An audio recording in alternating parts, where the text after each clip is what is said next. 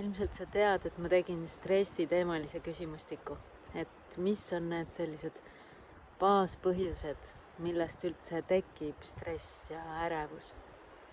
Ja ma ei mõtle seda, et ma ei tea, laps ei taha hommikuti kooli minna nagu minul või mingisugused sellised välised asjad, vaid mis on meie sees need algjõud ja põhjused ja hoovad, mis mõjutavad, et mingid olukorrad üldse meie ellu tulevad.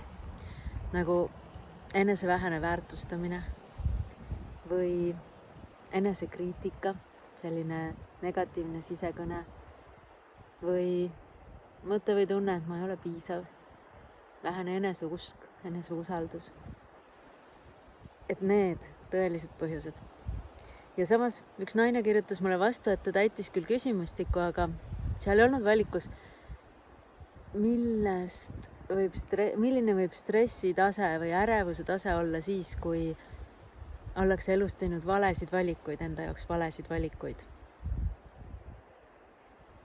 Ja ta tõi näiteks selle, et kui oled selline ettevõtja tüüpi, kes näeb hästi tervikpilti, kes on valmis pühenduma ja hoolitsema hästi paljude valdkondade eest korraga ja tõesti, kus viga näed laita, seal tule ja aita põhimõttel, ehk siis kui ta näeb ükskõik mis valdkonnas, mis ei ole tema töölepinguga seotud või valdkonnaga, et ta näeb ka seda nagu peremees selles mõttes või perenaine, et ta lihtsalt tahab leida seal valdkonnas ka lahenduse ja kui keegi seal ei aita, siis ta paneb ise oma õla alla.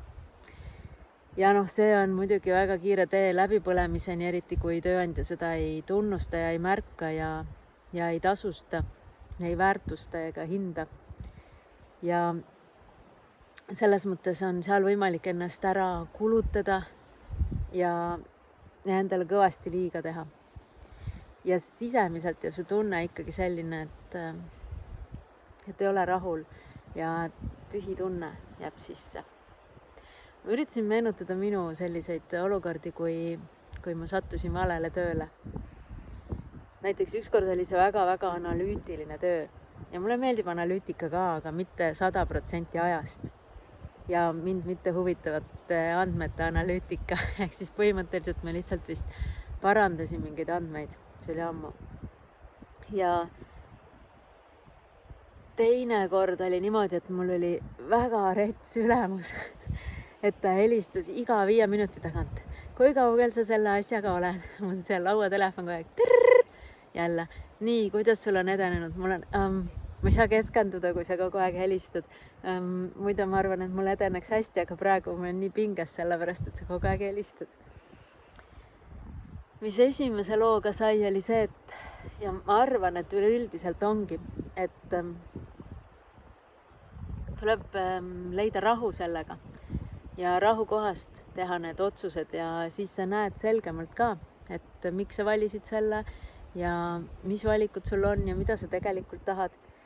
Ja esimesel juhul mu tööülesanded muutusid, ehk siis sellest analüütilisest sai tegelikult hoopis teistsugune roll ja ma sain palju esineda ja inspireerida selle firma erineval tasemel juhte, õigemini tegelikult kõige kõrgemal tasemel juhte. Et see kohe andis minu jaoks hästi palju tähendusrikkust juurde ja ma tegin ka seda analüütika poolt nagu okei, ma teen seda ja siis ülehomme mul on jälle esinemine ja siis ma saan jagada oma mõtteid. Ehk siis esialgu leppisin ja teiseks leidsin siis selles töös selle nüansi, mida siis suurendama hakata, mis mulle meeldis ja sobis. Ja teisel juhul, kus mu ülemus kogu aeg kontrollis mind, eks ma leppisin sellegagi ja püüdsin siis tööd teha pärast tööpäeva lõppu. Mul ei olnud perekonda sellel ajal, ma elasin üksinda. Ja seetõttu oli see mul võimalik. Mõne aja pärast hakkas mind usaldama ja ta ei pidanud enam helistama. Ta hakkas mind hommikuti oma auto peale võtma ja ma ei olnud kunagi kabrioletiga sõitnud. Mulle väga meeldis, et ma sain sellise kogemuse isegi kevadise jaheda ilmaga. Ta pani soojanduse, pani muusika ja naisülemus ja me sõitsime tööle.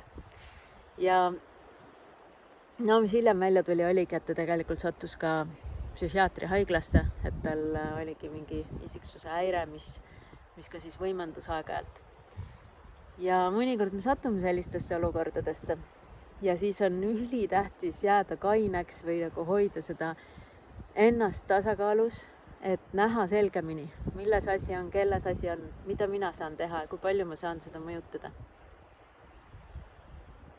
Nagu sa tead, siis ma teen kohe-kohe varsti algavat 8-nädalast stressist ja ärevusest vabaks saamise kursust, mis on selline väga äge protsess, samm-sammuline ja ühtlasi kogu aeg minu toetusega. Ja kui sa nüüd tahad veel järgmisel nädalal saada selle kohta infot, siis kliki seal kirjas jah, tahan. Aitäh sulle!